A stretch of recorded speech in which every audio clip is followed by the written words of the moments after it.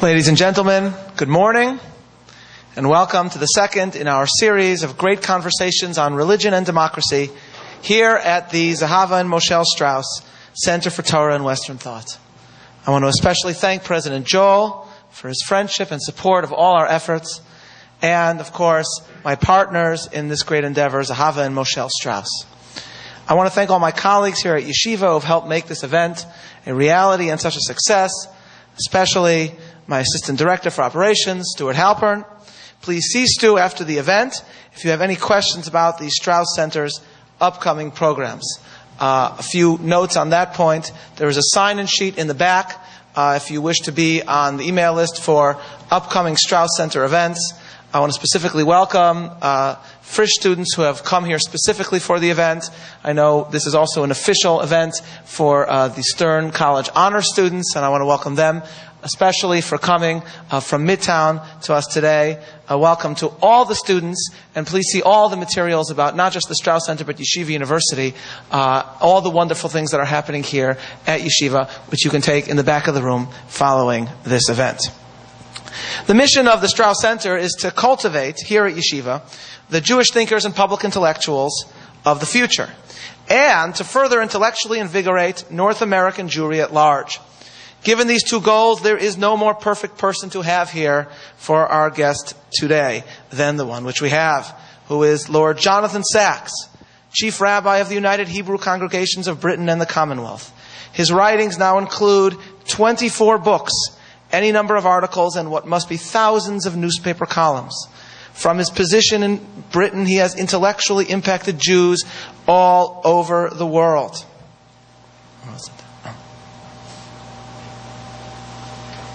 If you walk into any shul this evening, you will find any number of congregants in the shul who are, instead of davening Kabbalah Shabbos as they probably should be, are deeply immersed in Rabbi Sacks' weekly reflection on the Parsha, covenant and conversation. I told Rabbi Sacks on our ride up here that he will have to answer to HaKadosh Baruch Hu for writing so many interesting things that so many people now read during davening. Yes, exactly. When you stand in the presence of the Lord, Chief Rabbi, Lord Sacks. But enough of that. We don't want to take the Lord's name in vain, so we'll try to. It's a tough crowd. Okay. But as important, perhaps more importantly, he has also embodied the ability of Judaism to speak to the Western world. Moshe Strauss, in a speech about our center just this week, noted to me something, and to his audience, something remarkable that our guest for our first great conversation on religion and democracy, Senator Joseph Lieberman, said that I had not noticed and I had missed. Senator Lieberman noted that we're all too comfortable parading the Torah outside the shul in the streets on Simchas Torah. Yet we so often fail to bring the Torah throughout the rest of the year to the world, to show and teach the Torah to the world. Rabbi Sacks has brought the Torah to the world in both eloquent lectures and beautifully written word. Rabbi Sacks has addressed from a Torah perspective philosophy, ethics, economics, history, politics, science, and theology. In recognition of his communal leadership and intellectual achievements, he has been knighted by the Queen and then later made a member of Britain's House of Lords. For Jewry, he is without question the most prominent and prolific Orthodox public intellectual on the world stage today. Please join me in welcoming Chief Rabbi Lord Jonathan Sacks to Yeshiva University's Zahava and Moshe Strauss Center for Torah and Western Thought.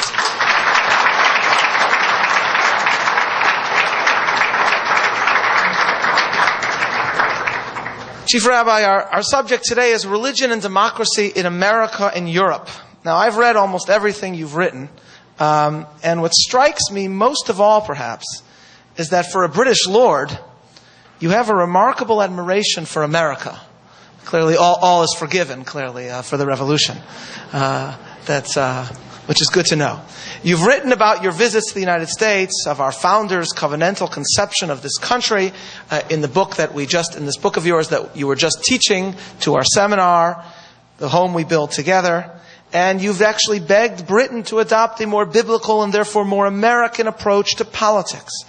In this respect, you remind me of another European who wrote openly about his admiration for America, and that is Alexis de Tocqueville. I know that you love de Tocqueville. Chief Rabbi, I actually read that you read him at least once a year. I don't know if you make a formal siyum every year on de Tocqueville, but nevertheless, you do try to read it every year. We'll be reading de Tocqueville in our Strauss seminar on Jewish ideas in American democracy. Now, de Tocqueville notes that it was only in America where he found faith and freedom flourishing together. In France, he said, I had seen the spirits of religion and freedom almost always marching in opposite directions, while in America I found them intimately linked in joint reign over the same land. You yourself have noted that in contrast to the remarkable religiosity of Americans, Europe today is the most secular region in the world. What is the historical source of this contrast? And how is that contrast connected to your own affection for America? This is yours. Thank you. It's on. First of all, I'm really sorry about covenant and conversation. And I every year I ask HaKadosh Baruch Hu, please make me boring. Well, now we have and I really tried to, but I probably developed the knack of being boring in a slightly different way, that's all. Can I say, first of all, what an enormous privilege it is to be with such a fantastic group of people in what I regard as the leading center of Orthodox Jewish thought in the world. And to say what a privilege I think you should all feel of being part of this. I salute the incredible efforts of President Richard Joel and Richard, may you and Esther continue to be a blessing to this great institution and to the Jewish world. To thank personally Zahava and Moshel Strauss for this extraordinarily important, seminal and transformative project. And we thank you so much for that. And we say to you, you could not have chosen a better person to lead it than Rabbi Meir Soloveitchik, who is a star in the making and somebody it's a privilege to be sharing this platform with. So thank all of you very much, and a round of applause is called for at this point.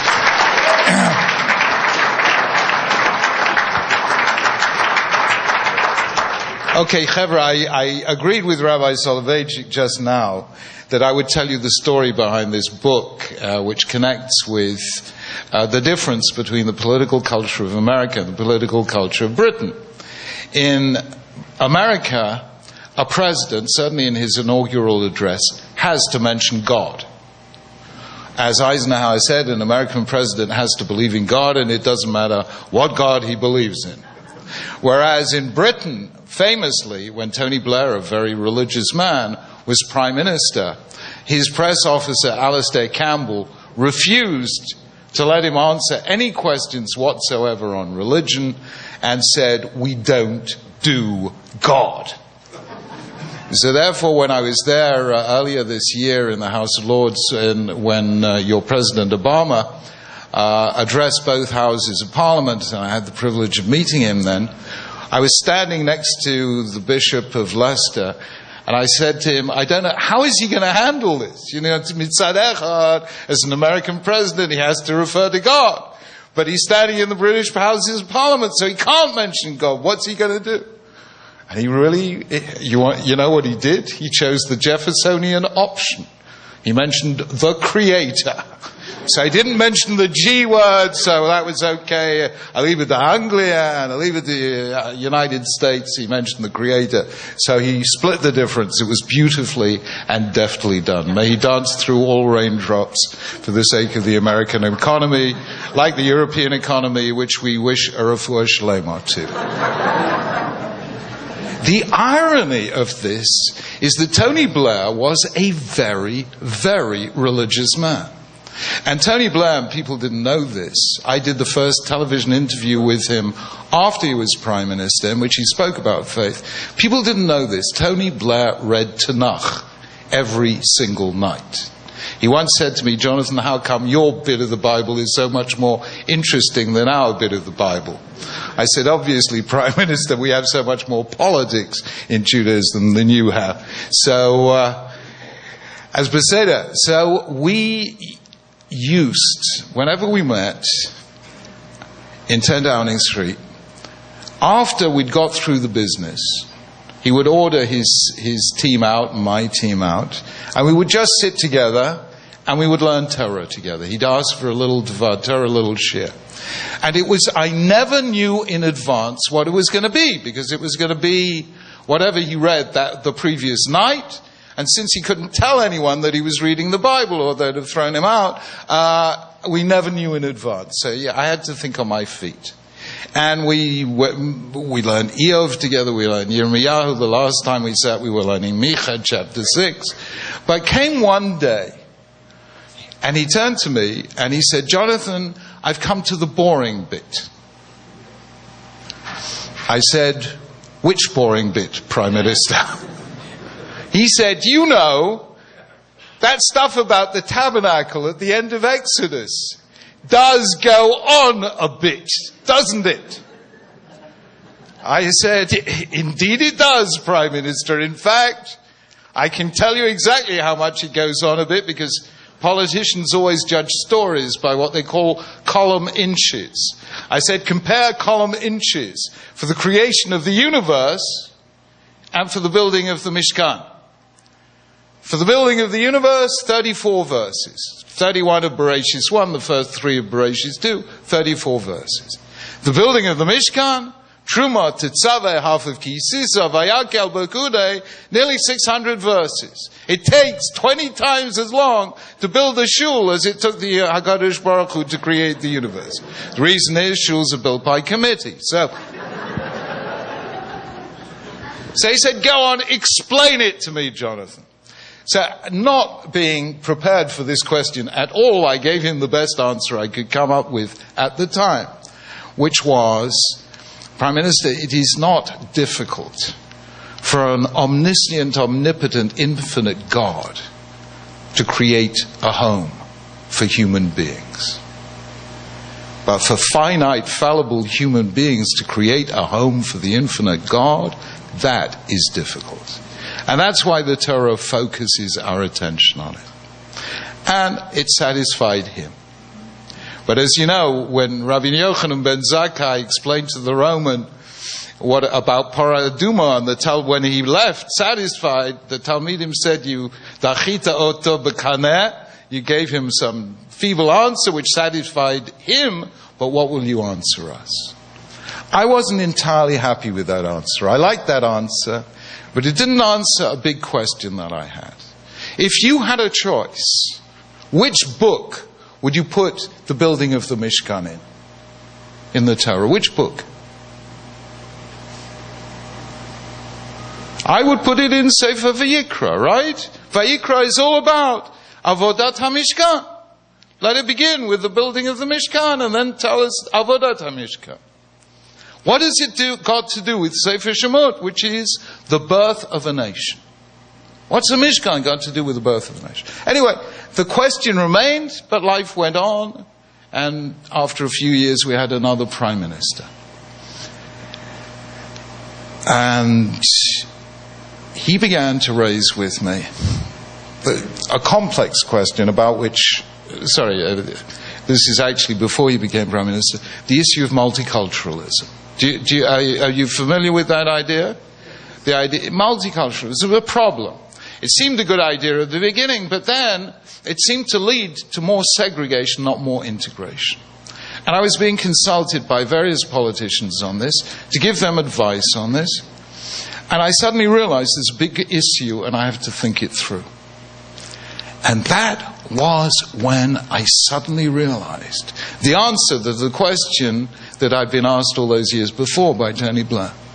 Because actually, the challenge for Moshe Rabbeinu is, how do you turn this rather multicultural nation of 12 tribes and an Erev Rav, a mixed multitude, all of whom are individualists and ex-slaves, how do you turn them into a united, purposeful community? A community of faith, the Brit Yehud. How do you turn them into a community of faith? And what happened? Moshe Rabbeinu, HaKadosh Baruch Hu through Moshe Rabbeinu, did for them miracle after miracle after miracle, and what was the result? They complained. Takes them out, there's no water, they complain. There's no food, they complain. They come up against the Red Sea. They complain, why did he lead us out here to die in the wilderness? He divides the sea for them. One of my friends sent me a little postcard, Moses dividing the sea and summoning the Israelites across, and a lady is saying, but what about the puddles? He gets them through the Red Sea. How long did that last? 3 days. And they're complaining again. It is my favorite story of all. You'll forgive me, it's got an American reference. Max Goldberg, who has Rahman al-Islam a minor heart attack, they rush him to the finest hospital in America, which I gather is Massachusetts General in Boston. They rush him there. He's treated for 7 days. And then he checks himself out and goes off to a rundown Jewish hospital in the Lower East Side. And the doctor wants to know, why did he leave that fantastic hospital to come to this rundown Jewish hospital? And he says, Goldberg, what was the matter? Did the doctors not understand your condition? He said, the doctors, Einstein's, every one of them, about the doctors, I can't complain. Was it the nurses? Didn't they look after you properly? He says, no, the nurses, angels in human form. About the nurses, I can't complain. Was it the food? Food. Manna from heaven. About the food, I can't complain. So Goldberg, why did you leave there and come here? And with a big smile, Goldberg says, because here I can complain.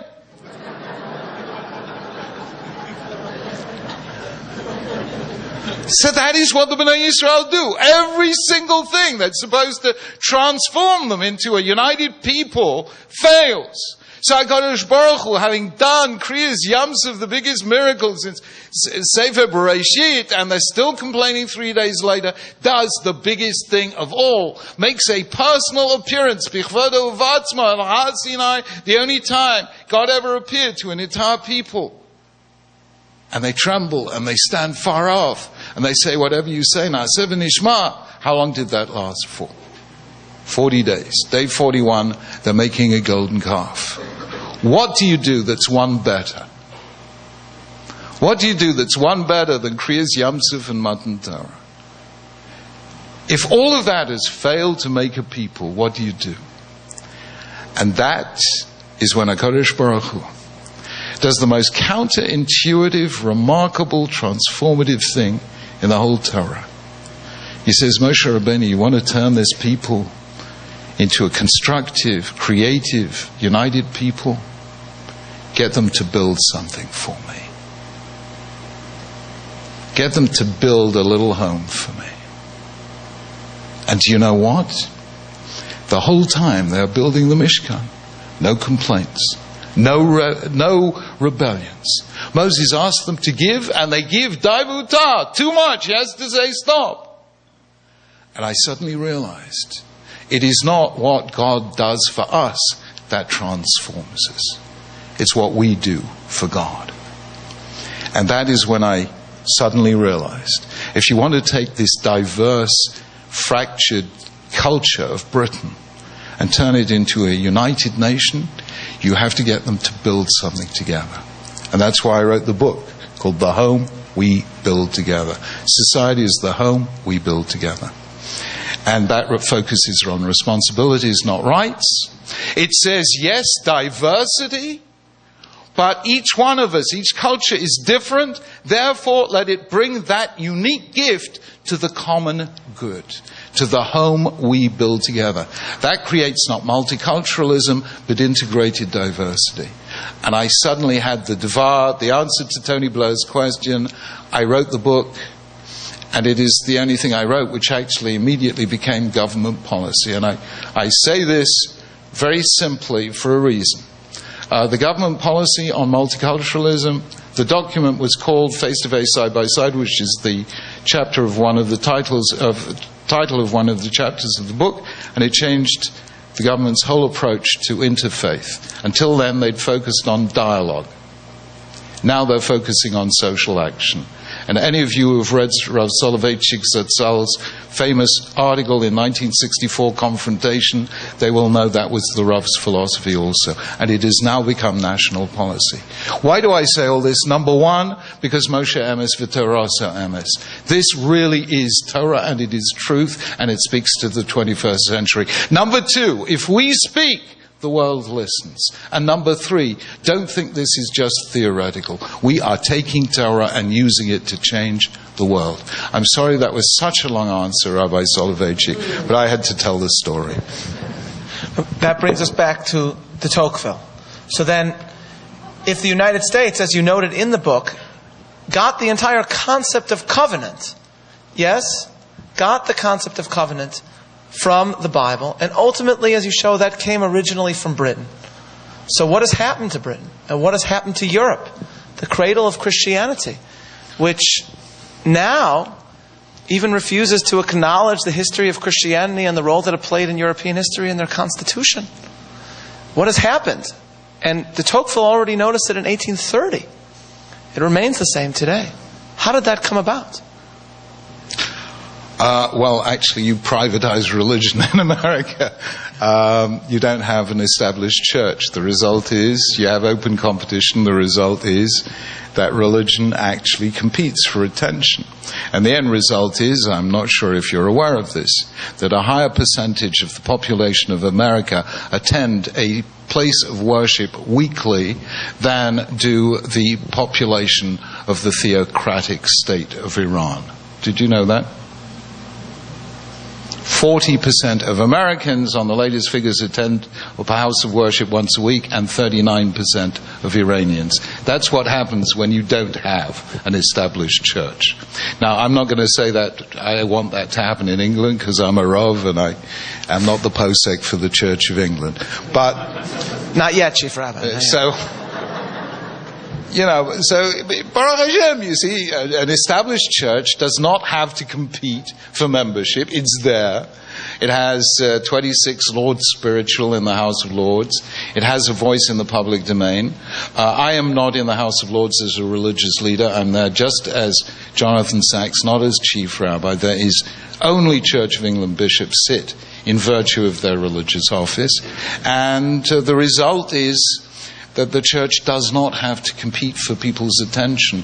And the result is, sadly, Christianity has become a little marginalized in Britain. Now, I think that is serious, because I think without some higher ethic and some higher accountability, mere liberal democratic politics and market economics are not going to give us the ethics we need to be able to be a strong society in the future. Well, you have said, building on that thanks to the secularism of Europe, Europe is dying. In a major speech, you spoke about Europe's failure to have children. You essentially accused them, I don't mean that in a bad way, of selfishness toward the next generation. And you link that specifically to the secularism. Is that correct? That has come to dominate Europe. Well, I didn't criticize them. I merely quoted the 2nd century BCE Greek historian Polybius. Should I criticize Christians? Do me a favor. I mean, try and criticize Jews. You find out what happens to you. So, the truth is, did you ever read right through to the end Sefer Iyov? At the beginning of the book... I'm interviewing you, Chief Rabbi. I don't need to answer these uncomfortable questions. That is called a rhetorical question. Yes, exactly. Okay. Excellent. The beginning of the book of Job, he loses everything he has, including Rahman al-Islam, his children. At the end, he has his children back. And we are left unsatisfied by that ending, because how can the fact that you have more children be a substitute for your avelos, for those you lost? But I don't believe we should read Iyov that way. What Iyov means is that after he had seen HaKadosh Baruch Hu face to face, he had the faith to bring children into the world. We have had that crisis of all crises, the deepest crisis in all of human history. How can we have the faith to bring Jewish children into the world after the Holocaust? But be aware that it needs faith to bring any child into the world. And so what is happening to a Europe that has lost its faith? The zero population growth, that is, a stable population, requires on average 2.1 children per female of the population. That is replacement rate. And the current rate in the United States is 2.1. The United States has a stable population. In Europe, there is not one of the 27 member countries of the European Union that has a rate of 2.1. They vary from Britain 1.8 to Greece and Italy 1.3. In other words, Europe is failing to reproduce itself. And that's what happens when you lose faith. You lose that connection to something that transcends space and time, and you no longer feel a connection with your children. You don't feel an obligation to bring children into the world. So Europe today is being populated very largely by immigrant populations, and the native population of Europe is failing to replace itself. And I think that is where theology becomes demography. It's interesting, actually. I'll just add, there's an article by Mary Eberstadt in Policy Review, journal Policy Review, where she suggests, interestingly, that perhaps it's not, as the conventional wisdom suggests, that lack of faith led to lack of children, but to some extent, if you look at the actual numbers, it was people stopping to have children that then led to the decline of faith. And that, to some extent, perhaps, it's having children, having somebody whose life you care about more than yourself, that could actually be the foundation of faith for many of us. And just as a footnote, I would quote the American Jewish mother who said, "Once I had children, I found I could relate to HaKadosh Baruch Hu better." Yes. She said, "Now I know what it's like to create something you can't control." Yes, exactly. That reminds me, Chief Rabbi, if I might tell a story, of the father in the supermarket who has a small child, and the child is having a huge tantrum. And the father is saying over and over in a soothing voice, "Okay, David, don't worry, David. We'll be home with Mommy soon, David." And a woman comes over to this father and says, "Sir, I'm so impressed with your patience with little David here." And the man looks at her and says, "Lady, I'm David." So I've been there. Yeah. So. Yeah, amen. Thank you. I agree. Whether the supermarkets agree, Chief Rabbi, I don't know, but I certainly agree. Amen. Kain Yirbu. Now, the question then is, if Europe is suddenly, whichever the chicken and whichever the egg, Europe is secular, Europe is dying. The cradle of Christianity. Yeah. Well, that's my question. Yeah. First of all, is there tikva? And why should we, meaning, what is the world's stake in the fate of Europe? Meaning, why should we, for example, as Americans, mind that Europe is disappearing? What is at stake for civilization if Europe stays secular and dies? Look, quite immediately, the dollar depends on doing a little bit of rescuing for the euro. I'll be blunt with you. We are in an extremely interconnected financial world at the moment. But, as somebody once said, thought of your imminent execution focuses the mind wonderfully. I think Europe has had a number of shocks recently. And I'm not just referring to the financial crisis of 2008 and the new banking crisis of 2011. We had a wake-up call, the like of which I haven't seen in a long time. At the end of August this year, did it come across to America, the riots that were taking place in Britain? These were riots which had nothing to do with race, religion, ethnic tensions. These were looting. People were, it was, as somebody said, shopping with violence. People were just breaking into shops and so on. The nation was shocked. Is this what we've come to? Is this the ultimate bottom line of a consumer society? And I have not felt a shockwave go through Britain in 15 years. It's serious. And I hope it will make us get serious. I think when any major civilization goes into decline, either it carries on declining, or it rediscovers its source of strength and its source of renewal. And the wonderful thing about covenant is it is the only political concept that contains within it the capacity for renewal. Once every 7 years, the Melech got up and did Hakel, and the people renewed their commitment to the founding principles of the nation, Atem tiyu li mamlechas kahanim v'goy kadosh. And so it was in Yeshaya, and so it was in Chizkiyahu's day, and so above all it was in Ezra and Nehemiah. I discovered something very interesting when I became chief rabbi. They said, you've got to take a medical.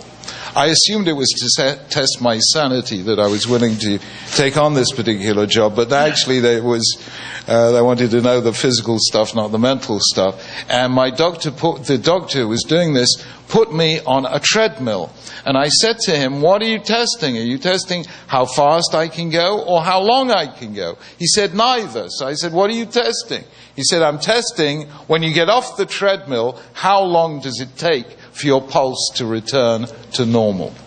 And that's when I realized that health is measured by power of recovery. No one is prone against the slings and arrows of outrageous fortune. We all have bad things happen to us. Every country does, every economy does. Can we recover? And Judaism is the locus classicus, the unique case in all of history of a people that took every historical catastrophe and turned it into genuine growth, not just survival, but revival. The destruction of the first temple in Galut Bavel led to the enhancement of Torah in the life of the people. The destruction of the second temple led to the classic works of Torah, Baal Peh, Mishnah, Midrash, Gemara, etc., etc.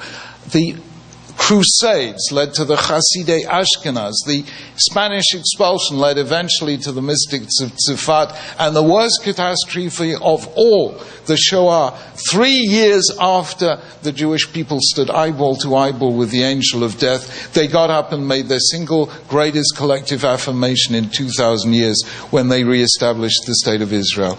And therefore, if Europe is to revive, it will have to recover its religious roots. So it needs a great awakening, as we've had in America several times, in other words. Yeah. And what the British public found particularly interesting, this was a piece I wrote in the Times at the time of the riots, was, and I'm sure, well, it was your second Great Awakening. When was the second? I didn't study American history. Second Great Awakening. In 1820, both America and Britain was suffering from severe social dislocation. In America, young people were coming from the farms to the cities. They were running out of control. In Britain, it was not safe to walk the streets of London in the 1820s. You'd get mugged during the day and attacked during the night. There was drunkenness. There were illegitimate children, etc., etc. And both Britain and America, between 1820 and 1850, remoralized themselves by a lot of charities like the YMCA, like the temperance groups, like etc., etc. And in America, that was called the Second Great Awakening. And in Britain, I don't know what we called it. We didn't call it anything very much, but we did it anyway. And by 1850, both America and Britain had been remoralized. From 1850 to 1950, you look at the graphs for illegitimacy, for crimes, and for violent crimes by young people. The graphs are in decline consistently year on year from 1850 to 1950. Then, with 1950, all the three start climbing, and they are in direct inverse proportion to the attendance at Sunday school. In Britain, Sunday school was the medium by which British kids learned to be good Christians. And when they were strong, society was strong. When they started getting weak, society started getting weak. So I was able to tell this story in the Times, which was very important because people need a historical precedent in order to believe that something is doable. I think it was George Will who noted that the two great poles of Western political thought are freedom and equality, and they're always in tension. Now, you've sounded the alarm recently a couple of times that, in your words, the attempt to impose the current prevailing template of equality and discrimination on religious organizations is an erosion of religious liberty.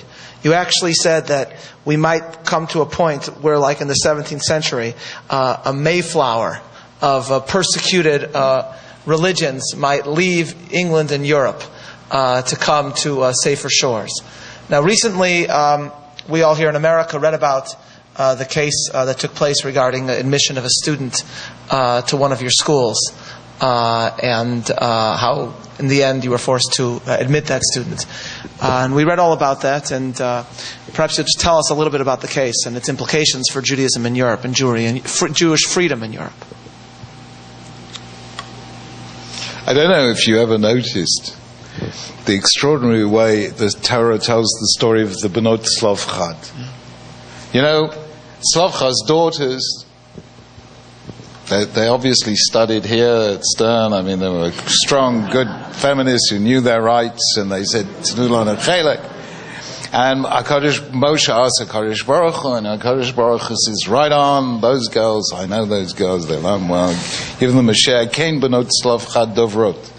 And it's a victory for women's rights. The trouble is, that's not the end of the story. Right at the end of Sefer Bamidbar, the rest of the guys from the tribe say, what happens if they marry outside of the tribe and they take the land with us? And Lamani Gara, why should we lose the land? And God says, you're also right. And so, in the end, the resolution is that they're only allowed to marry within the tribe. So there was a major victory for women's rights, but there was also a loss of certain rights. So no victory for human rights is ever that clear-cut, because it's always a double-edged sword. In 1976 in Britain, the British community, this was a long time before my time as Chief Rabbi, decided to seek the protection of the Race Relations Act. In other words, it would allow anti-Semitism to be a crime under the Race Relations Act. But that meant defining Jews in Britain as an ethnic group. Now, until then, we'd only been a religious community. We weren't an ethnic group. I don't think Jews are an ethnic group. They come from all ethnicities. But that was seen as a great victory for human rights. We were protected by law against anti-Semitism. But like the daughters of Slavchad, it cuts both ways. So when a school, this was not my decision at all, it was a chief rabbi doesn't have any rights to determine admissions policy to schools. On that we have separation of school and religion, church and etc. So I have these are decisions made by the school governors. But the school governors of this school would only admit kids who are Jewish according to the office of the chief rabbi. And in other words, they were discriminating between Jews and non-Jews. It was irrelevant that the student who was not allowed entrance had a non-halachic conversion. That wasn't the issue. He could have been a sincere Christian or a Zoroastrian. He would have, if he wanted to get into the school and he was excluded, he could have brought a case under the Race Relations Act. They're discriminating against me because I'm not Jewish. And the court eventually, with a very narrow vote, it went to the Supreme Court. We now have in Britain a Supreme Court. By 5 votes to 4, it was found in favor of the student. So, and the reason was, this was, an inevitable consequence of what had been seen as a great gain for the community. But it now meant that race relations legislation could be used against us, not just for us. And I am not sure, and it's going to take us a while to decide within the community, which do we prefer, which on balance.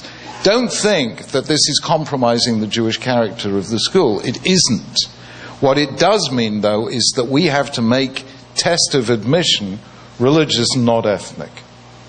So we can't say you're Jewish, so we'll let you in, but we can say you have to prove that you go to shul, that your parents are a member of a shul, that you keep certain... we have to have a test of religious practice rather than a test of identity through birth or conversion. So it hasn't compromised the religious character of the school. In fact, it's enhanced the religious character of the school, but it was an interesting case because it shows that some rights bring with them some wrongs. America now is embroiled in a very great debate over the role of government in our lives. And that will be, probably for the first time in some time, it seems that our election is going to focus not on foreign affairs, not on the war in Iraq or on the Soviet Union as it was in the 80s, but first and foremost on that question. You love de Tocqueville, and just as long as we're talking about democracy, mention one quote. De Tocqueville wrote that he saw a certain danger in democracy because government of, for, and by the people lives to serve the people. And what might happen, he said, is a sort of soft despotism that would degrade men without tormenting them. What would this be? He said it would resemble paternal power in that it had for its object to prepare men for not to prepare men for manhood, but on the contrary, it seemed fixed on keeping them in childhood. It provides for their security, foresees and secures their needs, facilitates their pleasures, conducts their affairs, directs their industry, regulates their estates, divides their inheritances. Can it not, he said, take away from them entirely the pain of thinking and living, so that every day it renders the employment of free will less useful and more rare? It reduces each nation to being nothing more than a herd of timid and industrious animals, of which the government is the shepherd. It seems to me that the person who best warned about this danger was the 20th century's greatest enemy of socialism, and that was Margaret Thatcher. And what always fascinated me is that Thatcher saw Judaism and the resilience and the success, the ability of the Jewish people to rebuild because of their own family values, which she saw as synonymous with Victorian values. She saw, and their focus on self-help, self-reliance. She saw that as an argument for her arguments, for her own moral arguments against socialism. Your predecessor, Lord Jacobowitz, was a notable ally of hers in this regard. I'm wondering whether you agree with this perspective, and what is your view of Thatcher's legacy, and especially today, during all the economic turmoil in America and in Europe. Do you think that Judaism is uniquely capable, which is what Thatcher thought, uniquely capable of making the moral case for democratic capitalism? I do, actually, and that was the whole thrust of my argument about the home we build together. It's what we do that lifts us. It's not what is done for us, either by HaKadosh Baruch Hu, L'Havdil Zillion Havdalas, by the state. It's not what is done for us that makes us great. It is what we do for the sake of the common good. And that is very much the distinction that I drew in my book, The Politics of Hope, between state and society. The ideal in Judaism is small state, big society. Society means what we do for one another, rather than what is done by government. And David Cameron, the current Prime Minister, came into power on the basis of that philosophy and that phrase, the big society. And it was the other side of the coin of Thatcherism. The truth is, however, in a very, very strange way, and I don't know whether this ever got communicated all the way across the Atlantic, every single Prime Minister in recent British history has not merely admired the Jewish community, but seen it as their role model. Margaret Thatcher, John Major, who was the first one to give enormous government funding for Jewish schools, which is why you couldn't do it, but why we now have 70% of Jewish children in Britain going to Jewish day schools. 20 years ago, that was more like 25 to 30%.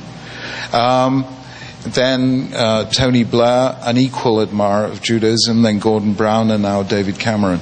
So it doesn't matter what the political coloration is, they have admired Judaism intensely and seen it as their role model. Why was that? And I think, I don't know, because I only write Covenant and Conversation. I don't actually read it.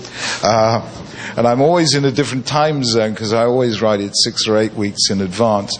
But if I'm not mistaken, it's this week's Covenant and Conversation. I once asked the Catholic historian, Paul Johnson, did any of you read his History of the Jews? It's a brilliant book. And he's a Catholic. So I thought, I was interested. Paul, what did you discover? What most struck you when you spent all those years studying Judaism? This was his answer.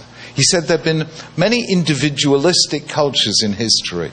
Ancient Greece, Latin, Rome at its height, Europe today, individualist cultures. There have been collectivist cultures, Soviet Union, Chinese communism. But no society has managed to maintain the balance between the two. Judaism is unique in emphasizing both personal responsibility and collective responsibility. And of course, he wasn't aware that he was just paraphrasing Hillel Zimeni Mili Ukashel Atzmi Me'ani. It is that extraordinary ability of Jews to succeed by their own efforts, but then to share their blessings with others, that all these 5 prime ministers have been struck by. And I sometimes think that non-Jews appreciate Judaism better than we do, if that is not an appalling thing to say. But to push the point a little, though, at the heart of Thatcher's critique is that she felt that self-interest, and something you stress as well, was not bad, and desire for wealth is something that can be turned toward the common good. And that is something that Judaism perhaps gave to the world and was perhaps more comfortable with than Christianity. I think that's something that you've noted as well. Yes, of course. So is that something that's being challenged today? And what message are we supposed to be giving today? It seems to me that we have Occupy Wall Street, occupying not only Wall Street but all over the country. And we are, it seems right now, debating the proper role for government in our lives. The question is, does Judaism have something particular to say about that? And maybe the answer is no. Judaism can in the various political debates that we have in Europe or in America, Judaism can be neutral, or Judaism can work both ways. No, Judaism has something very specific to say.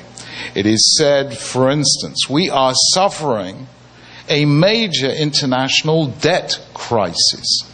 Governments, the American government, the British government, have built up debts. Certainly the Greek, Spanish, and Italian governments, and the Irish one for that matter, have built up debts to levels that are unsustainable. Individual levels of indebtedness in America and Britain have also risen to unsustainable levels. Now, we say every time we bench, we don't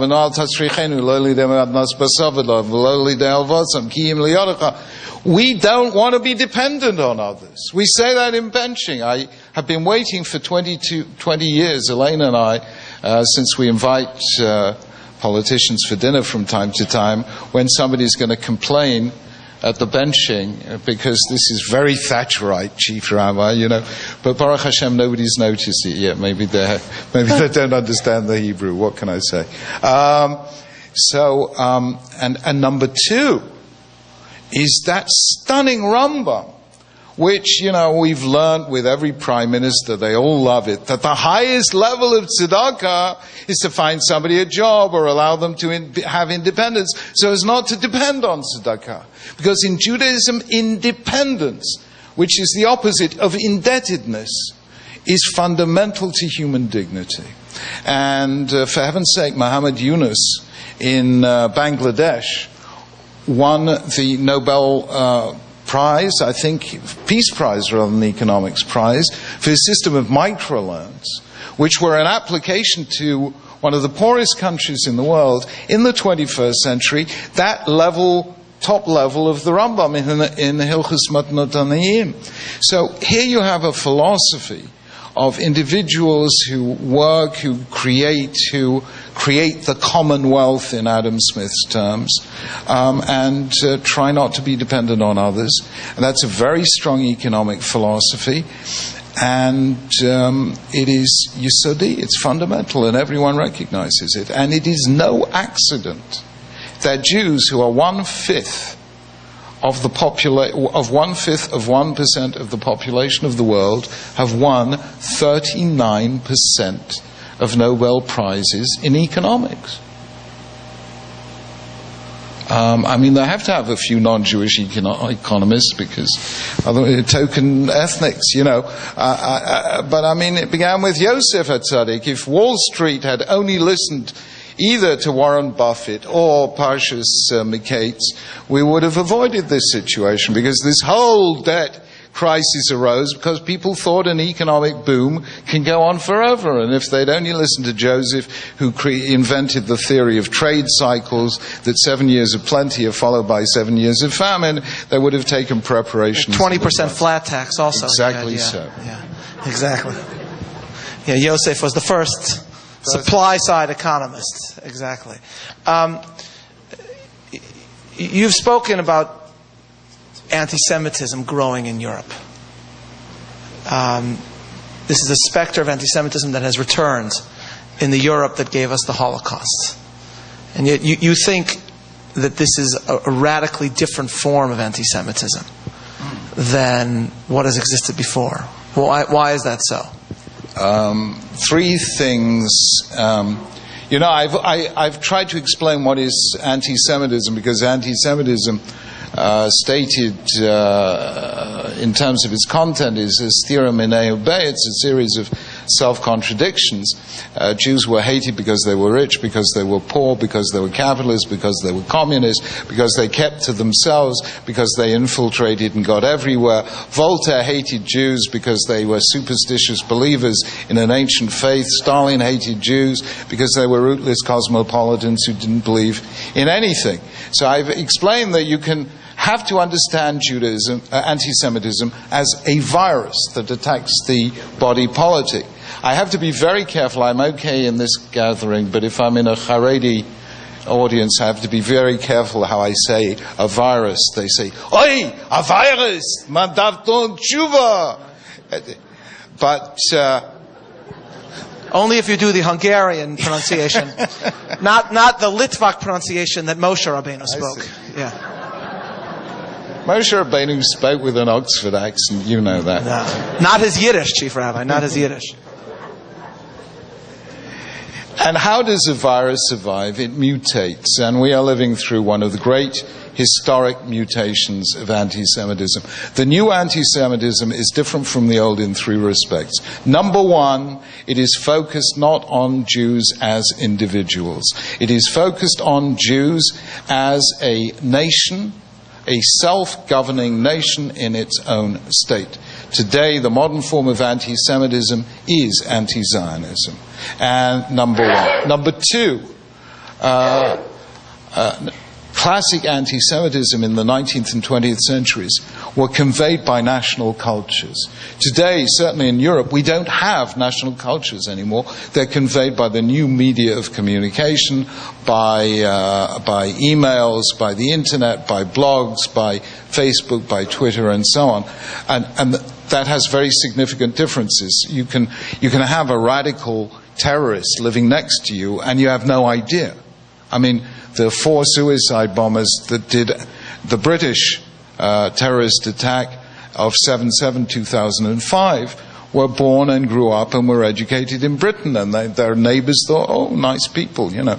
So anti-Semitism is narrowcast today rather than broadcast, and it's very harder to deal with because of that. Number three, it is, strangely enough, quite difficult to justify hate. And therefore, if you're going to get a whole people to hate a whole people, you have to justify it by the highest source of authority in the culture at that time. In the Middle Ages, what was the highest authority? It was religion. And so anti-Semitism was religious anti-Judaism, in one form in Christianity, in a slightly different form in Islam. In the 19th century, religion was no longer the highest source of authority. The highest source of authority was science. And so the 19th century racial anti-Semitism was built on 2 pseudosciences that were regarded as sciences at the time. One was the so-called scientific study of race, which was that meeting point between biology and anthropology, which was regarded as a science. And the other one was social Darwinism. In other words, the science that says the same rules apply to society as apply to biology. Today, science no longer has that pristine authority, because we know that science has, among other things, given us the capacity to destroy life on Earth, and there are people protesting against science and technology. What is the highest source of authority in the world today? The answer is human rights. That is the highest source of authority. The carriers of the conscience of the world today are the human rights NGOs. And therefore the new anti-Semitism is justified by reference to human rights. That is why in August of 2001, the now notorious United Nations Conference Against Racism in Durban accused Israel of the 5 cardinal sins against human rights: racism, apartheid, ethnic cleansing, attempted genocide, crimes against humanity. The new anti-Semitism is constructed in the language of human rights. So we have now witnessed this mutation of anti-Semitism into a new form.